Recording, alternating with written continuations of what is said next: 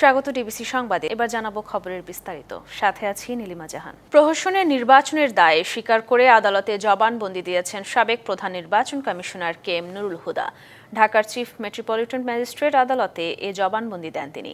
জবানবন্দি দেওয়ার বিষয়টি রাষ্ট্রপক্ষ নিশ্চিত করলেও এ নিয়ে সন্দেহ প্রকাশ করেছেন আসামি পক্ষ। রাতের ভোটে একাদশ জাতীয় সংসদ নির্বাচন করার কারিগর কে এম নুরুল হুদাকে নিয়ে বিএনপি সহ সমমনা রাজনৈতিক দলগুলো অভিযোগ করে আসছিল অনেকদিন ধরেই। জুলাই গণ অভ্যুত্থানের পর এ নিয়ে মামলা করে বিএনপি। 2 দফায় 4 দিন করে মোট 8 দিনের রিমান্ড শেষে মঙ্গলবার দুপুরে তাকে ঢাকার চিফ মেট্রোপলিটন ম্যাজিস্ট্রেট আদালতে হাজির করা হয়। আদালতে নুরুল হুদা স্বেচ্ছায় জবানবন্দি দিতে চান। দীর্ঘ 3.5 ঘন্টা ধরে দায় স্বীকার করে জবানবন্দি দেন সাবেক এই প্রধান নির্বাচন কমিশনার। তিনি আজকে বিজ্ঞ সিএমএম আদালতের অতিরিক্ত হাকিম জাদুরানোর নিকট তিনি স্বীকারোক্তিমূলক জবানবন্দি দেন। উনি তার কৃতকর্ম স্বীকার করেই তিনি তার এই জবানবন্দিটা দিয়েছেন। এদিকে নুরুল হুদার দায় স্বীকার করে জবানবন্দি দিয়েছেন কিনা সেটি এখনও নিশ্চিত নয় বলে দাবি তার আইনজীবীর। আমরা এখন পর্যন্ত কোনো পিটিশন পাইনি এবং কোনো ফরওয়ার্ডিং এই মুহূর্তে আমাদের কাছে আসেনি। কনফেশনাল স্টেটমেন্টটা হচ্ছে দোষ স্বীকারোক্তিমূলক জবানবন্দি। তো আদৌ উনি দোষ স্বীকারোক্তিমূলক জবানবন্দি দিয়েছেন কিনা, দিলে সেটার মাত্রা কতটুকু, তো এইটা আমাদেরকে একটু জানতে হবে। বুধবার সিএমএম আদালতে সাবেক এই প্রধান নির্বাচন কমিশনারের জামিন শুনানির দিন ঠিক করেছেন বিচারক। Farhana Juthi, DBC news, Dhaka. দেশে আর কোনোদিন যেন ফ্যাসিবাদ মাথাচাড়া দিতে না পারে, স্বৈরাচার যেন ফিরে আসতে না পারে, সে বিষয়ে সবাইকে সতর্ক থাকার আহ্বান জানিয়েছেন প্রধান উপদেষ্টা ডক্টর মোহাম্মদ ইউনূস। তিনি আরও বলেন, ফ্যাসিবাদ দমনে যেন আবারও 16 বছর অপেক্ষা করতে না হয়। প্রধান উপদেষ্টার কার্যালয়ে জুলাই গণ অভ্যুত্থান পুনরুত্থান কর্মসূচির উদ্বোধন করে তিনি বলেন, গণ অভ্যুত্থানের মর্মবাণী ছিল ফ্যাসিবাদ মুক্ত নতুন বাংলাদেশ।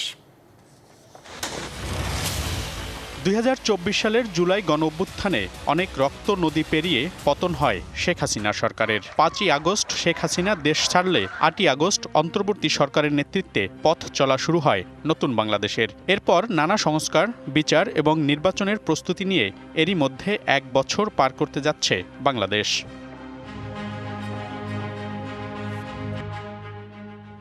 এই অবস্থায় 1 জুলাই থেকে মাসব্যাপী জুলাই অভ্যুত্থান পুনরুত্থান কর্মসূচির আয়োজন করে সরকার। মঙ্গলবার প্রধান উপদেষ্টা কার্যালয়ে এই কর্মসূচির উদ্বোধন করেন ডক্টর মোহাম্মদ ইউনূস।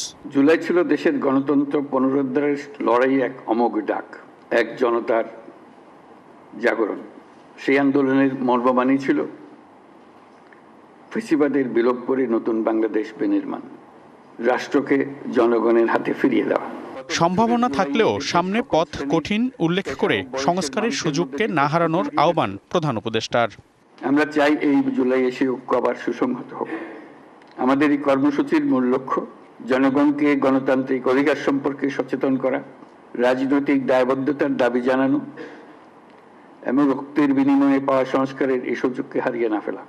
আমাদের সামনের পথ অনেক কঠিন, কিন্তু মস্ত বড় সম্ভাবনাও আছে। ফ্যাসিবাদের জন্মের আগেই তা প্রতিহত করতে হবে, যাতে আবারও 16 বছর অপেক্ষা করতে না হয়, যোগ করেন প্রধান উপদেষ্টা। আমরা প্রতি বছর এই সময়কালটা উদযাপন করব, যাতে পরবর্তীতে 16 বছর আমাদের অপেক্ষা করতে না হয় আবার এই অভ্যুত্থান করার জন্য। স্বৈরাচারের কোনো চিহ্ন দেখা গেলে সেটা তাৎক্ষণিকভাবে আমরা বিনাশ করতে পারি। সেটার জন্য এটা অত্যন্ত গুরুত্বপূর্ণ। স্বৈরাচারের প্রথম পাতা মেলার আগেই যেন আমরা তাকে ধরে ফেলতে পারি, 16 বছর যেন আমাদের অপেক্ষা করতে না হয়। জুলাই অভ্যুত্থানের প্রতিটি ঘটনা ধারণ করে সবাইকে আবারও নতুন করে জেগে ওঠার আহ্বান জানান শান্তিতে নোবেলজয়ী ডক্টর ইউনূস। তরুণ তরুণী, নারী। মনিরুল সোহাগ, ডিবিসি নিউজ, ঢাকা। আগামী জাতীয় নির্বাচন পিআর সিস্টেমে করার বিষয়ে একমত হয়েছে জামায়াত ও গণ অধিকার পরিষদ। এমনটাই জানিয়েছেন জামায়াতের নায়েবে আমির সৈয়দ আব্দুল্লাহ মোহাম্মদ তাহের ও গণ অধিকার পরিষদের সভাপতি নুরুল হক নূর। এছাড়াও জনগণের ভোগান্তির কথা মাথায় রেখে স্থানীয় সরকার আগে হওয়া উচিত বলে মনে করে দুই দল। সন্ধ্যায় বাংলাদেশ জামায়াত ইসলামীর কেন্দ্রীয় কার্যালয়ে গণ অধিকার পরিষদের সভাপতি নুরুল হক নূরের নেতৃত্বে একটি প্রতিনিধি দলের সঙ্গে প্রায় 2 ঘণ্টা বৈঠক শেষে সাংবাদিকদের এসব কথা জানান তারা। পাশাপাশি আগামী নির্বাচনে গণ অধিকার পরিষদ ও ইসলামী দলগুলোর সঙ্গে জোট গঠনের বিষয়ে জামায়াতের আলোচনা চলছে বলেও জানান জামায়াতের কেন্দ্রীয় নায়েবে আমির।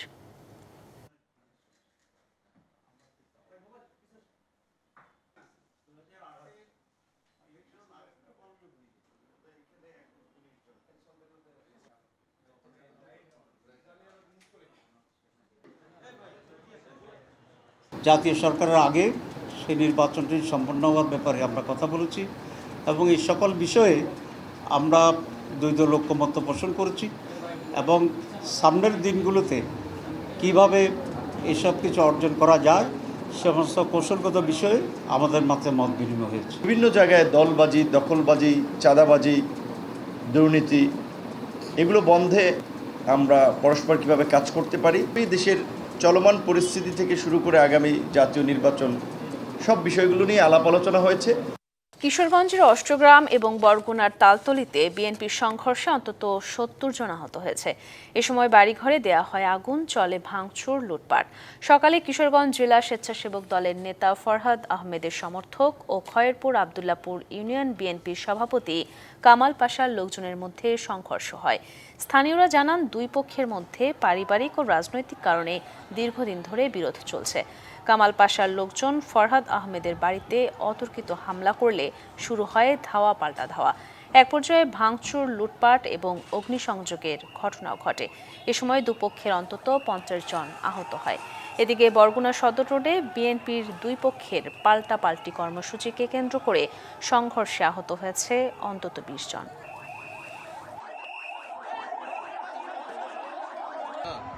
আগামী সপ্তাহের যে কোনো সময়ে গাজায় যুদ্ধবিরতি হতে পারে বলে জানিয়েছেন মার্কিন প্রেসিডেন্ট ডোনাল্ড ট্রাম্প।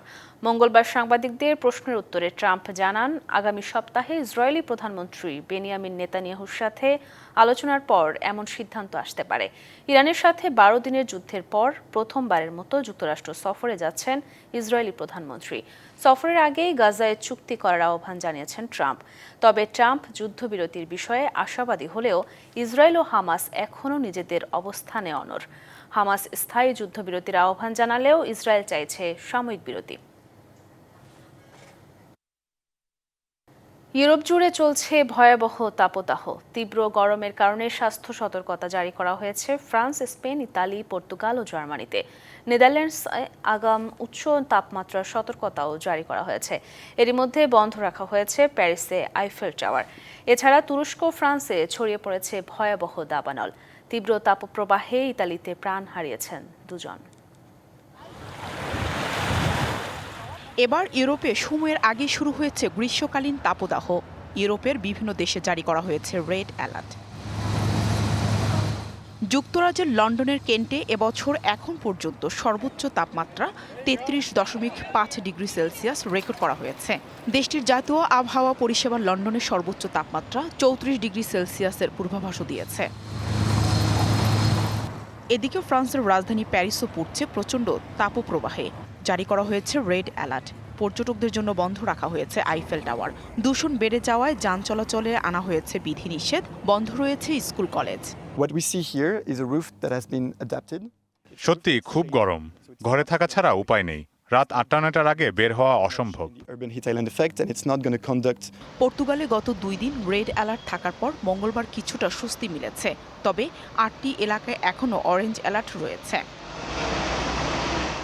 স্পেনের দক্ষিণ অঞ্চলে জুন মাসের সর্বোচ্চ তাপমাত্রা 46 ডিগ্রি সেলসিয়াস পর্যন্ত রেকর্ড করা হয়েছে।